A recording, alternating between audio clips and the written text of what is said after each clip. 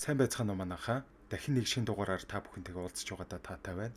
Энэ удаагийнхаа дугаараараа бас нэгэн харамсалтай, аимшигтай, хүний санаанд багтахааргүй нэгэн хэргийн талаар ярьж өгөхөр бэлтгэсэн байна. Манай суугтай хамт байгаарай. Баярлалаа. За ингээд хэдүүлээ гол хэрэг рүүгээ орцгоё. Линдсей Н. Хавкрен 1984 оны шинэ он гарахын яг өмнөх өдөр буюу 12 дугаар сарын 30-ны өдөр Англи улсын Coventry хотод Билл болон Жулия Хавкрен нарын гэрт мэндэлсэн. Тэрээр Coventry дэх 8 дугаар хаан Генригийн нэрэмжит сургуульд суралцаж, Улмаар Лидсийн их сургуульд биологийн чиглэлээр элсэн суралцсанаар мэрэгжлийн 1-р зэрэг эзэмшин 2006 онд сургуулаа амжилттай төгсжээ. Их сургуулаа төгснөхийн дараа Линдсей магистрийн зэрэг хамгаалахаар төлөвлөж байсан ч түүнд тухайн үеийн Японы хамгийн том хувийн англи хэлний ярианы сургууль болох Новагийн Токио дахь Койва сургуулиас 1 жил англи хэлний багшаар ажиллах санал ирэх үед Линдсей ч өөрөө мастерт суралцахаас өмнө ажлын туршлага хуримтлуулах хэрэгтэй гэж бодсон тул уг саналыг бодох юмгүй зөвшөөрснөөр тэрээр мастерт сурах төлөвлөгөөгөө түр хойш тавин 2006 оны 10 дугаар сараас эхлэн тэнд багшлахаар болсон. Японд очсныхаа дараа Линдсей өөрөөсөө гадна 2 өөр гадаад эмэгтэй багштай Линдсейгийн хувьд гэх юм бол Японд руу нүүх гэж байгаадаа маш их баяртай байсан. Линдсей өөрөө ч Англи улсаасаа гарч өөр улсад түр хугацаанд амьдран тухайн улсын соёл иргэншлээс нь суралцах чин хүсэлтэй байсан. Япон улс ч өөрөө нэг тийм тайван, аюулгүй гэдгээрээ ер нь алдартай штэ. Тийм болохоор л Линдсей Япон улсад амьдарч үзэхээр шийдсэн байгаа юм. Линдсей Японд очиод уулзсан бүх хүмүүстэй хүндэтгэлтэй хандаж тэдэнд сайхан сэтгэл төрүүлэхийг хүсэж байсан учраас явхаасаа өмнө тэр өдрийн ихэнх цагийг Япон улсын соёлыг судалж өнгөрөөх болсон. Линдсейг явах үед нь түүний аав Билл охиндоо таарлцсан хүмүүстэй жижиг удаатай лаванда цэцэг бэлгэлвэл дээр гэж зөвлснийхэн дагуу Линдсей Японд очисон даруйдаа лаванда цэцэг их хэмжээгээр худалдан авч замдаа таарлцсан хүн болохондоо бэлгэлсээр байв. Линдсейгийн эцэг их түүнийг Японд очиод удаагүй байхад зочлох үеэрээ охиныгоо Япон хэлээр маш сайн ярьж байгаа. Нутгийн иргэдтэй найрсаг, халуун дотн яг л нэг гэр бүлийнхэнтэйгээ харьцаж байгаа юм шиг харилцаатай болсон. Гэх мэт охиных нь Япон улсад маш сайн дасан зогтсож байгаа байдал нь аав ээжийг нь гайхшруулж байсан байна. Линдсейгийн найз нөхөд болон түүний гэр бүлийнхэн нь түүнийг найрсаг, илдэг, хичээнгүй, даруй охин гэж дурсдаг. Энэ хэрэг болох үед Линдсей 22 настай байлаа. 2007 оны 3 дугаар сарын 20-ны мигмар гарагт Линдсей ажлаа тараад урдийн л адил гэрлүүгээ харих гээд метроны буудлын руу явснаар үйл явдал эхэлнэ. Линдсей галт тэргэндээ сун гэрийнхээ ойролцоох train station дээр буулаа. Линдсей гэрийнхээ гадаа бараг ирж байхад нь нэгэн ядарсан байрын нилээн ноорхоо хувцастай нэгэн ир түүн дээр төхөж ирэн аян гус гуйсан. Линдсей өрөвч зөөлөн сэтгэлтэй хүн болохоор түүнийг маш ихээр өрөвдөж өөрийнхөө гэртээ оруулан цай уухыг урирлаа. Тэд Линдсейгийн гэрт орцгооч Линдсей ядарсан эрт хоолуун дөвгөн ярилцах зураа залууг гадаадад сурах хүсэлтэд тэтгэлэг олохын тулд англи хэлд сурах шаардлагатайг нь олж мэддэг. Ингэснээр Линдсей түнд 4 хоногийн дараа өөрийнх нь ажилдаг Нова сургуульд бүртгэлтэй нэгэн кафед залууд ганцаарчлан үнэгүй англи хэл заахаар тохиролцсон ноорхоо хувцастай ир тэднийхээс явлаа. Линдсейгийн хувьд гэх юм бол тэрээр англи хэл гадуур заадаг явдал нь бол тийм ч сонирн биш байсан. Өмнө хид хид удаа ганцаарчилсан хичээл сургуулаасаа гадуур зааж байсан удаатай туршлагатай нэг юм. Ийм ч учраас түүний хичээлээс гадуур хүмүүст ганцаарчилсан сургалт явуулдаг үйлдэлийг нь бол сургуулийн захиргаанаас зөвшөөрсөн. Гэхдээ багшийн аюулгүй байдлын үүднээс хичээл зааж байгаа хүнтэйгээ олон нийтийн газар уулзах ёстой. Явхаасаа өмнө уулзахаар товлсон оюутны нэр, хаягийг бичсэн тэмдэглэл сургуульд заавал тэмдэглүүлэх ёстой гэх мэт дагаж мөрдөх хид хідэн дүрм бас байдаг. За ингээд товлсон өдөр болж Линдсей 2007 оны 3 дугаар сарын 24-ний бямх гаригийн нарлаг өглөө залуутай уулзахаар тохирсон кафе руу яарвчлан гарлаа. Ингээд ч удалгүй Линдсей товлсон газараа ирж тэд хичээлээ эхэлцгээсэн. Тэд хэсэг кафед хичээлээ орж байгаад хичээл дуусах үед залуу Линдсей хоёр кафегаас гарцгаав. Кафегаас гарсан даруйдаа залуус такси бариад кафенаас холгүйхэн хэдхэн 100 метрийн зайд орших нөгөө үл таних залуугийн гэрлүү явцгаасан. Такси залуугийн гэрийн үүдэнд ирэх үед Линдсей таксины жолоочийг түр хүлээж байгаарай. Би удахгүй гарч ирнэ гэж хэлээд залуугийн гэрлөө орсон. Таксины жолооч залуугийн гэрийн гадаа 7 минут хүлээснийхээ дараа Линдсей гарч ирэхгүй болохоор өөрөө ч гэсэн дараагийнхаа дуудлага руу яарч исэн учраас тэндээс явлаа. Үүнээс хойш Линдсей охиныг ахин хинч олж харсангүй. Линцэгийн хувьд гэх юм бол цаг тутам Англид байгаа аав ээжтэйгээ Skype-аар ярьдаг байсан. Линцэгийн хичээл заахаар гарснаас хойш Англид байгаа аав ээж нь охинтойгоо 2 цагийн турш холбогдож чадахгүй байсан учраас ажлын газрынхнаас нь Линцэгийг хаашаа явсан талаар нь тодруулахад хамт амьдардаг хоёр эмэгтэй нь аавд нь Линцэй нэг залууд англи хэл заахаар гарсан. Уг нь гарахтаа нэх удахгүй гэж хэлжсэн ч одоо хүртэл ирээгүй байна. Түүнтэй ер нь л холбогдоогүй цаг гарan болчихлоо гэж хариулсан байгаа юм. Энэ үг нь Линцэгийн аавд маш с ิจ гтэй санагдаж байсан болохоор сургуулийнх нь удирдлагатай холбогдсон охинтойгоо холбогдож чадахгүй байгаагаа хэлснээр сургуулийн удирдлагын зүгээс Линцэгийг алга болсон гэж цагдаад мэдгдсэн. Уг дуудлагын дагуу ирсэн цагдаа нар сургуулийнх нь удирдлагатай уулзсан тэднээс охины уулзахаар явсан залуугийн гэрээ хаяг нэр усыг нь мэдэж авч чадлаа. Тэр уулзахаар явсан хүн нь хэн байсан бэхээр Чихаши Дацуя гэх нэртэй 29 настай этгээд байсан. Цагдаа нар Линцэгийн ажиллаж исэн сургуулийн удирдлагуудаас мэдүүлэг аван тэдний сургуулийн гадуур ганцаарч гисэн хичээл заадаг багш нар нь сургуультай бүртгэлтэй нэгэн кафед хичээл заадгийг олж мэддэг. Үүнийг олж мэдсэн даруйдаа мөрдөгчд багш нар хичээлээс гадуурх нэмэлт хичээлээ ордог гих нөгөө кафег нь олж очоод CCTV-г нь шалгаж үзсэн. Мөрдөгчд кафений CCTV-г шалгаж байх үедээ залуусыг кафед хэсэг сууж байгаад гарч яван такси бариад явсныг нь олж мэддэг.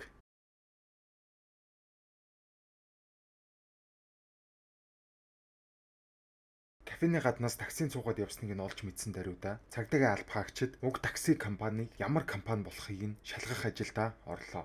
Үүнээс ч бодлохгүй Линцэй Дацуя хоёрын суусан таксины компанийн нэрийг илуулж таксины төв бааз дээр нь очин улсын дугаараар нь шүүлгэснээр таксины эзнийг нь олж авч уулзаж түүнээс мэдүүлэг авч чадсан. Таксины жолооч тухайн үед өгсөн мэдүүлэгтээ би залуусыг аваад өөрсдийнх нь хэлсэн газар руу хүргэж өгсөний дараа бүсгүй намайг төр зур явалгүй хүлээж байхыг хүссэн.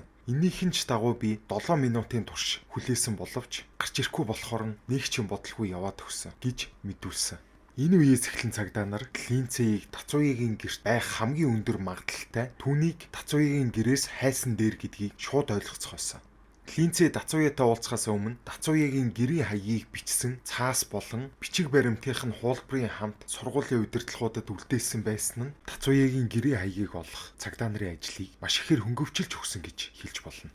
Цагдаа нар яаралтай ажиллагаа явуулан Дацуягийн гэрлөө очисон ч яг тэдний гэрт Линцэй байгаа эсвэл Линцэй тэнд байлаа ч гэсэн Дацуяг түүнд ямар нэгэн хор хөнөөл учруулсан гих ямар ч нотлохоо байхгүй байсан болохоор тэднийх рүү шууд дайралт хийхээс өмнө нотлох баримт олох зорилгоор Дацуягийн гэрийг ажиглахаар шийдэцгэлээ. Тухайн үеийн мөрдөх багт ажиллаж исэн мөрдөгчд бол бас тийм ч тэнэг хүмүүс байгаагүй. Нэлийн сэрэг ухаантай хүмүүс байсан байгаа юм. Яагаад вэ гэвэл энэ ажиглалтаа эхлэхээс өмнө гэрт нь хин нэгэн байгаа эсхийг нь шалгахын тулд тэдний цонх руу харахад гэрэл нь унтарч асж ирснээр цагдаа нар Дацуягийн гэрт баттай яг хин нэгэн байгаа гэдгийг нь олж мэдэн Дацуяг ажиглах үндсэн ажиллагаандаа орцгоодог. Цагдаа нар хэсэг Дацуягийн гадаа байж байхад Дацуя нэгэн том цүнх үүрэн гэрээсээ гарч ирсэн. Яг л энэ мөчийг хүлээж үзсэн цагдаа нар тэр даруй Дацуя дээр очин танаас Линцэй Хавкрын талаар мэдүүлэг авах хэрэгтэй байна. Бидэнтэй хамт хэсэг рүү түр яваач гих үед нь гэмт хүн гэлбэлцэн гихчээр Дацуя тэр дороо шууд цухтаасан. За нэг хэсэг цагдаа нар нь Дацуяг хөөж байх зур нөгөө хэсэг цагдаа нар нь Дацуягийн гэрлүү орсон. Дацуягийн гэрт шалгалт хийхээр үлдсэн цагдаа нарыг тухайн үед маш аимшигтай нөхцөл байдал өгцсөн. Дацуягийн гэрийн балкон дээрх нэгэн ваанан дотор Линцэгийн мөчилсөн зогцыг бордоогоор хучин нуусан байдалтай олсон. Линцэгийн бие нүв нүцгэн түүний амийг нь оролтоор тагласан байв. Түүний биеийн бараг бүхэл хэсэг нь хөхөрч нацарсан байж. Линцэгийн толгооны бүх үсийг нь хусч, хуссан үсийг уутанд хийсэн байдалтай олсон. За тухайн үед Линцэгийн зогцыг харах төдийд л түүнийг хэн нэгэнд хүчирхийлүүлсний улмаас нас барсныг нь ямар ч мэрэгжлийн бус энгийн хүн харсан ч мэдэж болохоор байж. Цагдаа нар хэргийн газар дээрх үзлэгээ дуусгаад Линцэгийн зогцыг задлан шинжилгээнд явуулахад уг шинжилгээгээр Линцэг хоолойг нь ямар нэг зүйлээр боосны улмаас амьсгал нь боогдон хүзүү нь хугарч хөнөөгдсөн болохыг нь тогтоосон. Дээрээс нь энэ шинжилгээгээр Линцэй охин Дацуягийн гарт бүхэл бүтэн 36 цагийн турш харгис хэрцгий байдлаар зовж тарчлан нас барсан болохыг нь тогтоосон. Дацуя Линцэгийн зүүн өдрүүн зогсны улмаас өндөг шиг хэлбэртэй маш том хөхрөлт Линцэгийн нүрэнд үүссэн байсан. Хөөрхий охин эцсийн хүчээ шавхаж харгис хэрцгий алуурчны гараас мултрах гэж оролдсон байсан. Линцэй охин хэрцгий алуурчны гараас мултрах гэж оролдож байхдаа хүчтэй түлхүүлэн хид хид удаа тавилга мөргөн унсан гэдэг нь нуруунд нь үүссэн хид хид өхөрлтийг нь харахад тодорхой болсон. Дээрээс нь Линцийн охины хоёр гаран дээр нь алуурчинтай дэмцэлцнийг нотлох хид хідэн хутганы шарх олдсон. За ингээд цагдаа нар үндсэндээ Тацууяг албан ёсоор энэ хэргийн гэмт хэрэгтэн гэж тодорхойлсноор түүнийг эрен сурвалжлах ажилдаа ханцуу шамлан орцгоодог. За энэ үеэс эхлэн цагдаа нар Тацууяг барьсан хойноо түүний эсрэг шүүхтэр ашиглах нотлох баримтууд хайж эхэлдэг. Тэдний хамгийн ихний алхам нь Тацууягийн гэрийн ойр орчмын дэлгүүрүүдээр явж түүнийг Линцийг хөнөөснийхөө дараа ямар нэгэн цогцос устгах бодис авсан эсхийг нь илрүүлэх байлаа. За ингээд ч удалгүй тэдний санснаар болж мөрдөгчд Тацууяг орон нутгийн нэгэн барилгын дэлгүүрт 6 удаа очин хид хідэн төрлийн цогцос устгахад хэрэгэлдэг бодис худалдаа авсныг нь илрүүлснээр Тацууяг шүүхтэр буруутгахад нэг алхам ойрцсон гэж хэлж болно. За ингээд Линцээ охины хэрэг гараад бүтэн 1 жил өнгөрсөн ч Тацууя олдоогүй хിവэрэл байлаа. Тацууя юусоо олдохгүй байсан учраас Линцэгийн гэр бүлийнхэн Тацууяг баривчлахад хүргэсэн мэдээлэлд 10 сая йений шагнал амлаж эхэлдэг. Яг энэ үед нь бол Тацууя цагдаа нараас мултрахын тулд өөрөө өөртөө гоо сайхны мис ажилбар хийн шал өөр хүн шиг болцсон явж исэн. Тацууя зүүн утсаар өөрийнхөө хамрыг нарийсгаснаар ч тогтохгүй доод уруулаа хайчлан нэмгэн болох гэж оролцсон ч маш их өвдөж байсан болохоор энэ үйлдэлээ зогсоосноор уруулаа нэмгэрүүлэх түүний ихний оролдлого нь бүтсэнгүй.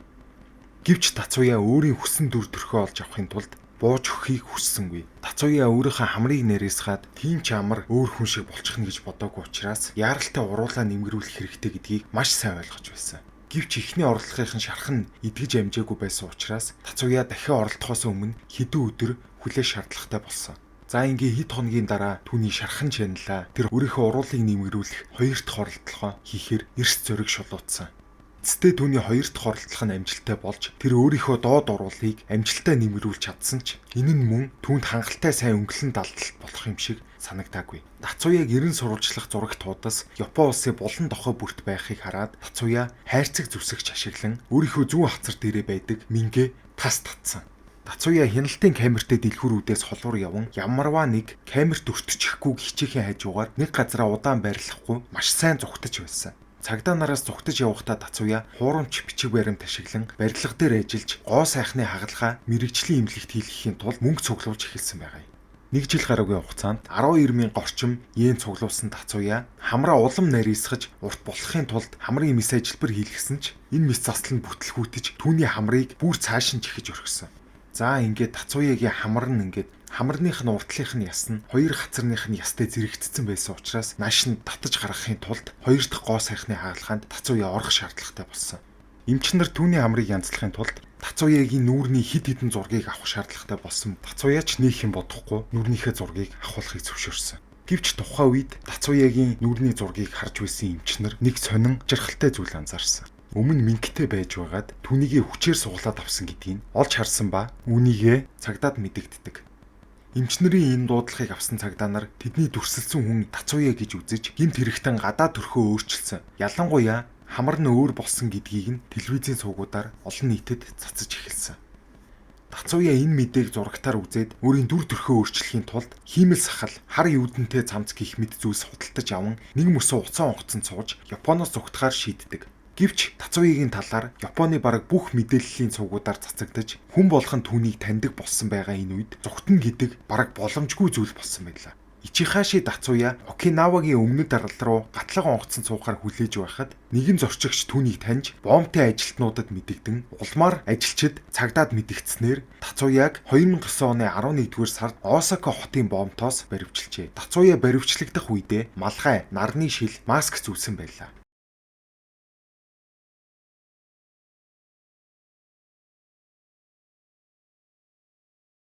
Үүнээс удалгүй Тацууягийн шүүх хурал болж энэ шүүх хуралд оролцохоор Линцэгийн эцэг их болон түүний эгч нар Япон улсад ирцгээжээ. Шүүх хурлын үеэр Тацууя Линцэгийн үхэлд буруутай гэдгийг хүлээн зөвшөөрсөн ч тэрээр би түүнийг хүчирхийлэх гэж байсан амийг нь хөнөөе гэж бодоогүй. Тэр өөрөө л орилоод байсан болохоор хүн сонсчихоё гэж айгаад амийг нь тагилсан чинь хөдөлгөө болчхоор нь гайхаад харахад үхчихсэн байсан гэж мэдэгддэг.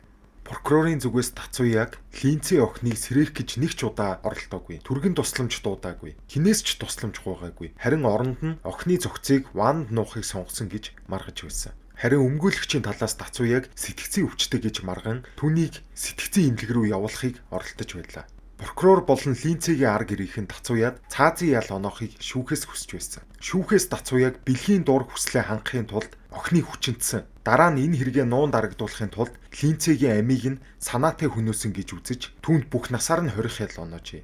Японы хуулийн дагуу Дацууя тэнсэн сулагдахын тулд дор хаяж 10 жил шоронд суух ёстой болсон. Энэ шүүх хурлын дараа Дацууя давж заалтсан ч дээд шүүх өмнөх шүүхийн шийдвэрийг хэвээр үлдээжээ. Тэр одоо хүртэл шоронд хоригдсоор байна. Харин Линцэгийн охин яагаад Дацууягийн гэрт очих болсон шалтгаан нь үүрт нууц хэвээрүүлсэн юм.